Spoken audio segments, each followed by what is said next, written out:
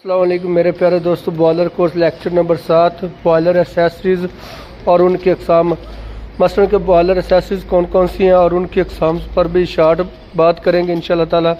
अब चलते हैं हम अपने टॉपिक की तरफ, देखते हैं कि वो कौन सी बॉयलर एसेसरीज़ हैं। Number 1 economiser. इकोनोमाइज़र बॉयलर में जो हम पानी फीड करते हैं उसका टेम्परेचर बढ़ाने के लिए हम फ्लू गैसों के रास्ते में लगाते हैं। इनकी अक़साम हैं। Number 1 non condensing economiser, number 2 condensing economiser, number 3 bar tube economiser, number 4 finned tube economiser. इनके भी शार्ट तारीफ है। नॉन कंडेंसिंग इकोनोमाइज़र सिर्फ वाटर को गर्म करता है।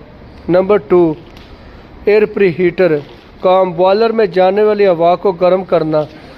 एयर प्रीहीटर की जो हवा गर्म हो जाती है वो फर्नेस को जाकर बेहतर करती है, कंबस्शन बेहतर होती है।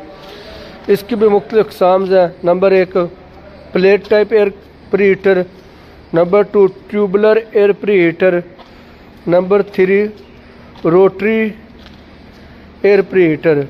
रोटरी एयर प्रीहीटर घूमने वाला होता है जो ज़्यादा एफिशिएंसी के साथ एयर को गर्म करता है। नंबर 3 सुपर हीटर, काम भाप को ड्राई स्टीम में तब्दील करता है। अक़साम्स। Number 1 radiant super heater, number 2 convection super heater, number 3 combined super heater.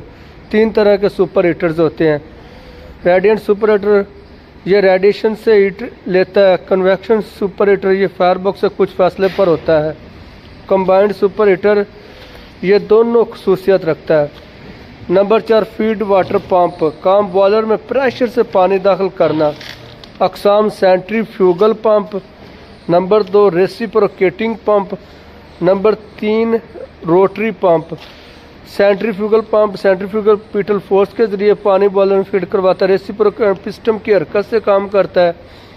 Rotary pump gear या वेंच की मदद से काम करता है।